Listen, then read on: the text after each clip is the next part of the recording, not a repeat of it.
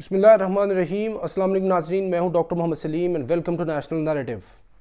امریکہ کے بہت ہی موقر اخبار واشنگٹن پوسٹ نے پاکستان کی state minister for foreign affairs Hina Rabbani کھر کے حوالے سے ایک خبر لیک کی ہے، جو ان کی prime minister of Pakistan Shehbaz Sharif صاحب سے بات چیت ہوئی ہے ریگارڈنگ پاک امریکہ ریلیشن شپ، پاک امریکہ اینڈ چائنا ریلیشن شپ۔ تو اس میں یہ بات کرتی ہیں ہینا ربانی کھر صاحبہ کہ ہمیں بالکل آؤٹ رائٹلی امریکن گود میں نہیں جانا چاہیے، اور ہمیں جو چائنا ہے اس کو بھی ملحوظ خاطر رکھنا ہوگا، اور چائنا کی کاسٹ کے اوپر امریکہ کے ساتھ ریلیشن شپ کو ہم نے مضبوط نہیں کرنا چاہیے۔ یعنی کہ سارے جو انڈے ہیں وہ ہمیں امریکن باسکٹ کے اندر نہیں رکھنے چاہیے، جبکہ دوسری طرف ہمیں چائنیز جو آپشن ہے ہماری، جو ہمارا گرینڈ اسٹریٹجک پارٹنر ہے، نیچرل اسٹریٹجک پارٹنر ہے جو پاکستان کا، اس کو بھی ہمیں مد نظر رکھنا چاہیے۔ تو یہ جو خبر لیک کی ہے واشنگٹن پوسٹ نے، یہ ایک طرح تو بہت ہی اچھا کیا ہے تاکہ امریکنز کو پتہ چل جائے۔ ہمارے حکمران تو ہو سکتا ہے کہ علیہ اعلان یہ بات نہ کرتے، یہ لیک کے ذریعے پاکستان کی سٹیٹڈ پالیسی ہی یہ ہے کہ ہم نے بہر صورت چائنا کے ساتھ بہت اچھے ریلیشنز رکھنے ہیں، کیونکہ چائنا ہمارا جو ہے وہ بہت ہی اچھا دوست ہے۔ ہماری چائنیز کے ساتھ جو دوستی ہے وہ ہمالیہ سے اونچی ہے، اوشن سے گہری ہے، سویٹر دین ہنی ہے۔ یہ ہم بات نہیں کر رہے خالی پاکستانی، یہ چائنا کا ساؤتھ چائنا مارننگ پوسٹ بھی بات کرتا ہے، ان کا وہ میڈیا بھی بات کرتا ہے، خود بھی وہ گاہے بگاہے بات کرتے رہتے ہیں۔ تو جہاں تک بات ہے امریکہ پاکستان ریلیشن شپ کی، تو امریکہ پاکستان ریلیشن شپ تو کبھی بھی ایک ڈیکیڈ بھی بہت کارڈیل نہیں رہے۔ یہ کتنے زخم دیے امریکہ نے پاکستان کو، گو کہ پاکستان کو کچھ فوائد بھی حاصل ہوئے ہیں، لیکن جو نقصانات ہیں ان کی میگنیچیوڈ بہت ہی زیادہ ہے۔ پاکستان کے اندر یہ جو وار آن ٹیرر ہے، یہ جو 80,000 یہ جو پاکستان کی جانی قربانیں ہیں، جانیں پاکستان نے قربان کی ہیں، کتنا زیادہ $150 بلین کا اکنامک لاس ہے، اور کتنی لمبی داستان ہے since the making of Pakistan till date.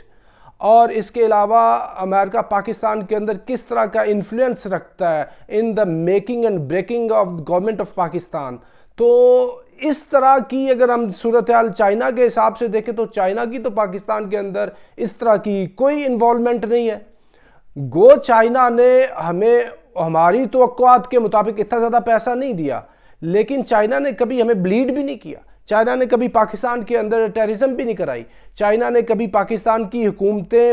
توڑنے میں اور حکومتیں جوڑنے میں in the making of governments and breaking of governments کبھی کام نہیں کیا، بلکہ چائنا نے تو پاکستان کی ہمیشہ خیر خواہی کا کام کیا ہے، اور انٹرنیشنلی جس فورم پہ بھی چائنا پاکستان کو سپورٹ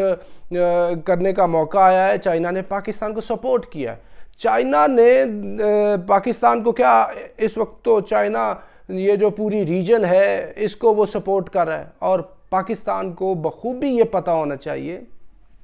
کہ this is century of China, this is century of the asset.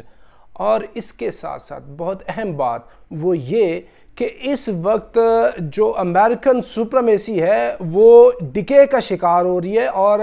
China اور رشیا کا جو آپس میں الائنس ہے، جو ملٹری کم اکنامک الائنس ہے، یہ اس کا ٹائم ہے، اور Pakistan should be standing on the right corner of the room, اور وہ یہی ہے کہ ہم چائنا کے ساتھ رہیں۔ اور اگر پاکستان چائنا کے ساتھ رہتا تو پاکستان کی جو ترقی ہے وہ نوشتہ دیوار ہے۔ ابھی دیکھیں کہ کچھ دن قبل ہی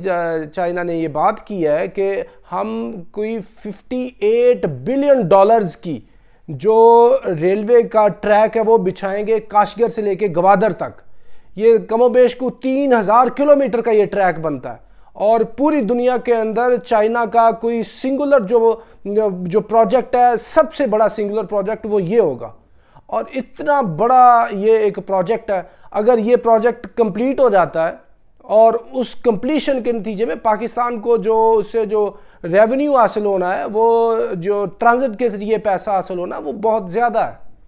اور پاکستان کے اندر چائنا ڈسپائٹ آل دا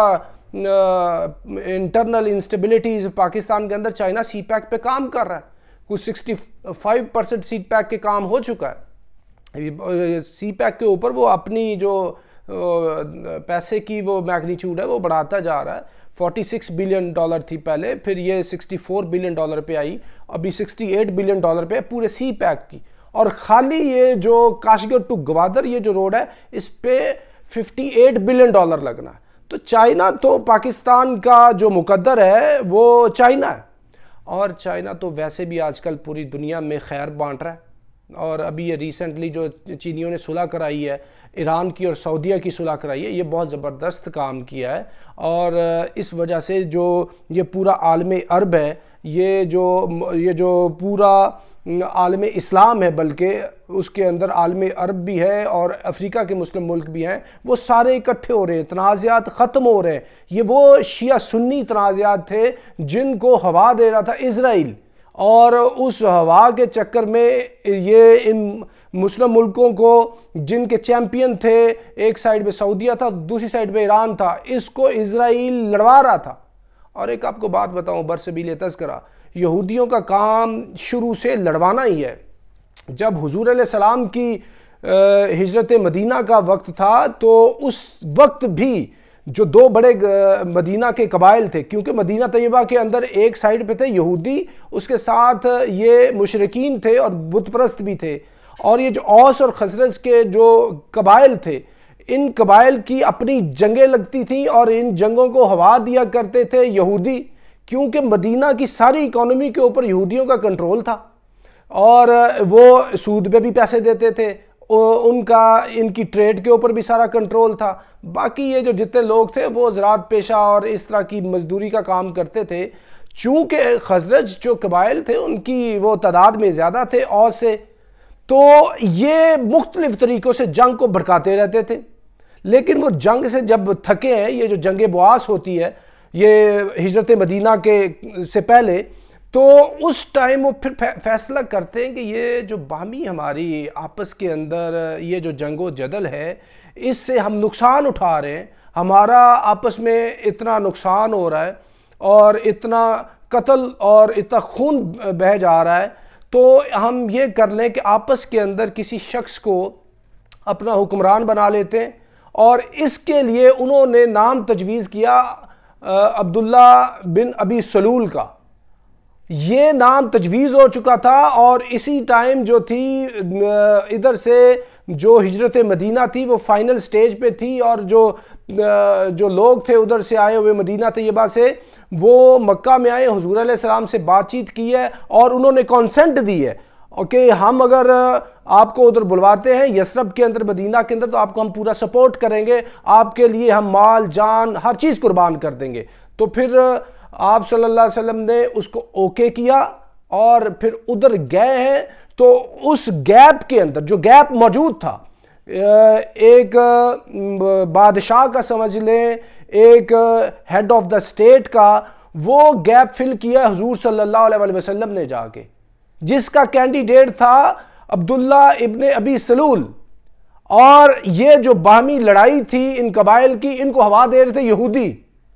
اور لڑائی ختم ہوئی. ابھی ہیڈ آف دی اسٹیٹ کو نافذ کرنا, وہ بنایا, اپوائنٹ کیا جانا تھا, اس کے لیے حضور صلی اللہ علیہ وسلم نے ادھر جا کے پھر پیکٹ آف مدینہ کرتے ہیں, میثاق مدینہ کرتے ہیں, اور پھر اس گیپ کو آپ فل کرتے ہیں, اور بالاتفاق پورے مدینہ کے آف آل کمیونٹیز, یہ ایک سیکولر ریکارڈ ہوتا ہے, آپ مدینہ کے ہیڈ آف دا اسٹیٹ بن جاتے ہیں. اور پھر یہ جو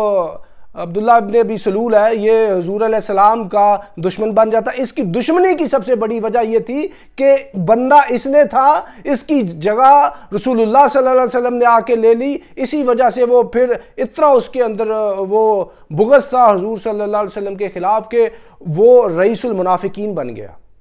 تو مطلب آپ کو بات ادھر سمجھانے کا یہ ہے کہ یہ جو یہودی ہیں یہ اس ٹائم بھی لڑائی کروا رہے تھے ان قبائل کی, اس ٹائم بھی لڑائی کو جا کے ختم کرایا حضور صلی اللہ علیہ وسلم نے, اور ان کا پھر ناطقہ بند کر دیا گیا ہے. اور یہ تو مدینے میں آ کے بیٹھے اسی لیے تھے کہ یہ پیغمبر آخر الزمان کا ویٹ کر رہے ہیں. جب پتہ چل گیا کہ یہ آ گیا ہے تو پھر اسی کے دشمن ہو گئے کہ یہ بنی اسرائیل کی بجائے یہ قریشیوں میں کیوں آ گیا. تو مطلب یہودیوں کی یہ ایک نیچر ہے. اور آج کے یہودی بھی, اسرائیل کے یہودی بھی مسلمانوں کو لڑا رہے ہیں, اور چینیوں نے تو بڑا زبردست کام کیا ہے, ان کی صلح کرا دی ہے. اور چائنا تو پیسے لگا رہا ہے اور ان کے تنازعات کو بھی حل کر رہا ہے اور پورے ریجن کے اندر چائنا ہو رہی ہے، اور ایسی صورت میں جب پورے ریجن کے اندر چائنا ہو رہی ہے تو پاکستان چینیوں کو چھوڑ کے امریکہ کی جھولی میں جائے تو اس سے غیر دانشمندانہ کوئی آپ کی ڈپلومیسی ہو نہیں سکتی۔ تو ایسی صورت میں یہ جو پاکستان